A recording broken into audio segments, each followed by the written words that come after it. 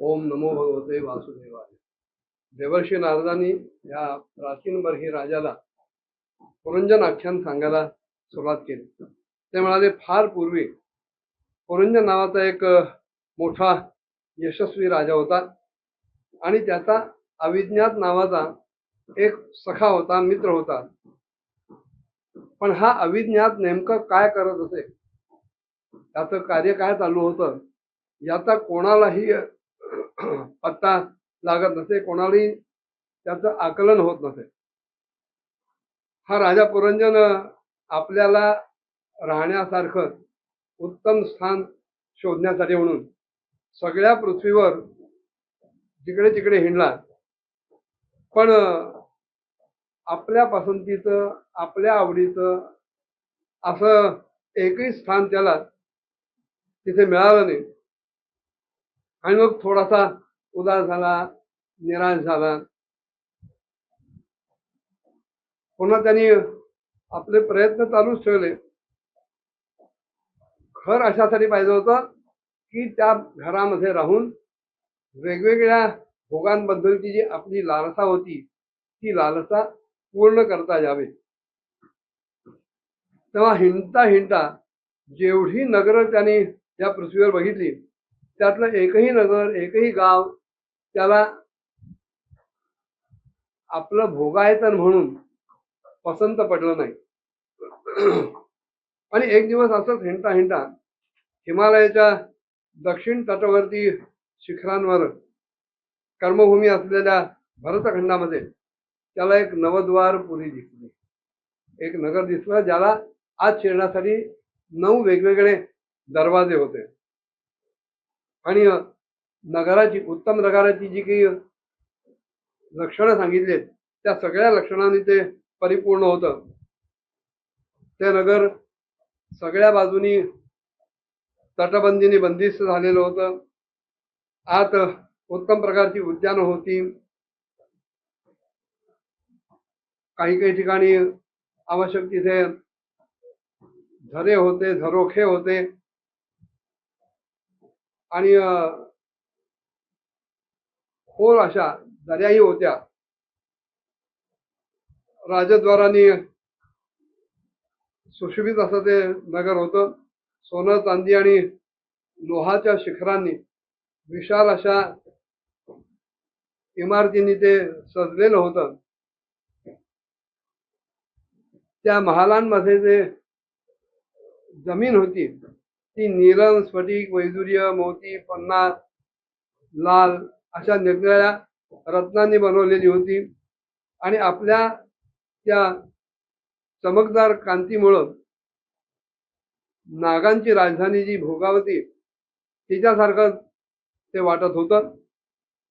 त्या नगरामध्ये जिकडे तिकडे अनेक प्रकारची सभागृह होती, चौक होते, विस्तीर्ण असे बांधलेले मार्ग होते, सडका होत्या, खुली क्रीडांगण होती, बंदिस्त क्रीडा भवन होती, जागोजागी बाजार होते, विश्राम स्थान होती.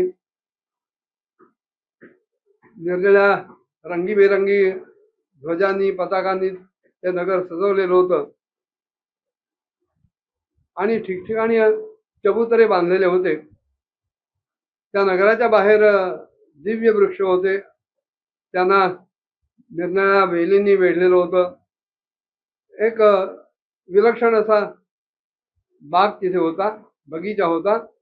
आणि त्या बगीच्यामध्ये एक सुंदर असं सरोवर होतं. त्या सरोवराच्या आसपास अनेक पक्षी आपल्या विविध बोलींनी तिथे आवाज करत होते. सुंदर ध्वनी येत होता, भुंगे गुंजारो करत होते. त्या सरोवराच्या बाजूला तटावर जे काही वृक्ष होते त्या वृक्षांच्या फांद्यांवर आणि पानातून तयार झालेल्या गार अशा सावलीतून तिथे वायू खेळत होता. अतिशय उत्साहवर्धक आणि आनंददायक असा तो वारा येत होता, झुळका येत होत्या. ती पानं हलत होती. तिथले वन्य पशु सुद्धा मुनिजनांना साधेल अशा प्रकारे अहिंसादी व्रतांचं पालन करणारे होते. त्यामुळे कोणाही पासून कुठल्याही प्रकारचं दुःख मिळत नव्हतं, कष्ट पोहोचत नव्हते. आणि वारंवार ऋतू नसताना सुद्धा कोकिल पूजन कुहुध्वनी तिथे ऐकू येत होता. जणू काही रस्त्याने जाणाऱ्या पांथस्थाना ते उद्यान विश्रांती घेण्यासाठी पाचारित होतो, बोलावणं करीत होतं.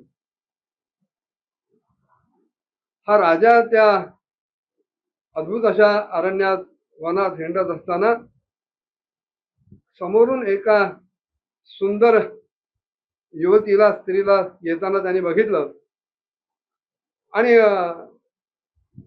चटकन तो पुढे गेला.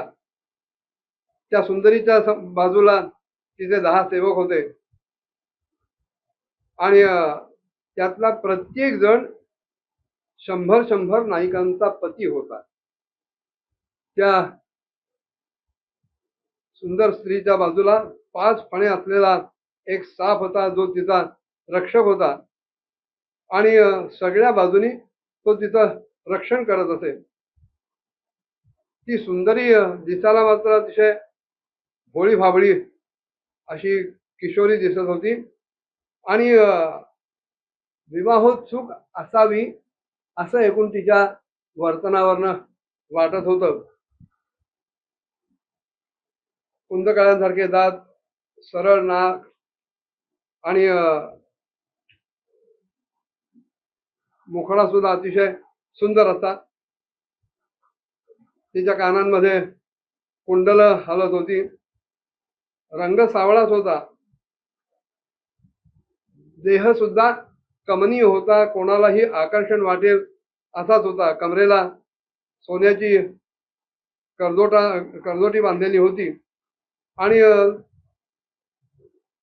लयबद्ध चालीतून तिच्या पायातल्या नूपुरांचा सुद्धा मोहक असा झंकार येत होता.